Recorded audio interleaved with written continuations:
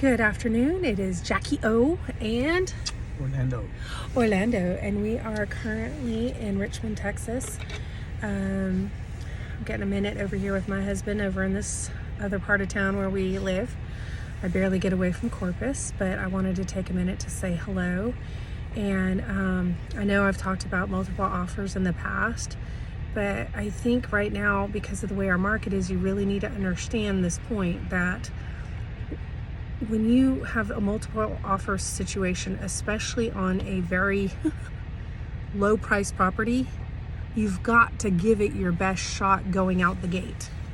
Okay, you've got to give it your highest and best. Don't mess around.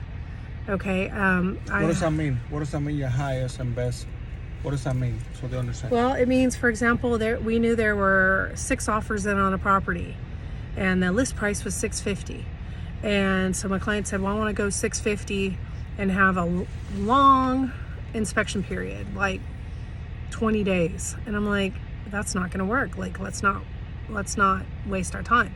So they came back with $675, which actually that was decent, but then they still wanted a 20-day period to back out of the deal. And I said, well, I'm going to write it, I'm going to submit it, I'm going to fight for you. But if I were the listing agent or the seller, I would not.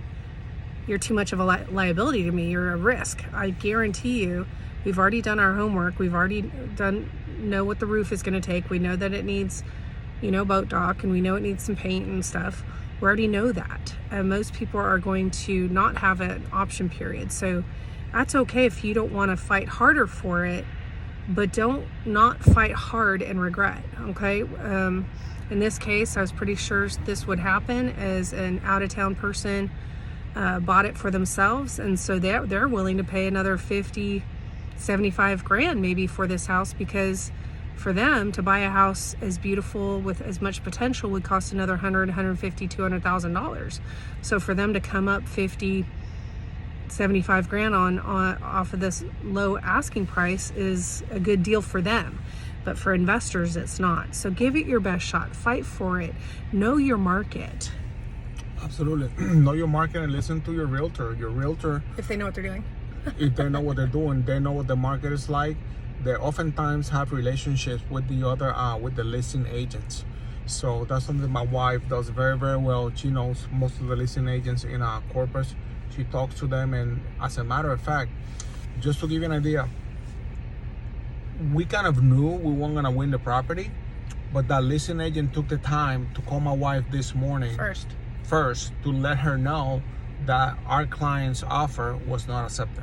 So that goes to tell you how important and critical it is to listen to your real estate agent, and for the realtors to have good relationships with among other realtors in the area, so they get to know you, they know how you operate, how you do everything. Yeah, and I know that she would have loved to work with me if my clients had any kind of shot at it.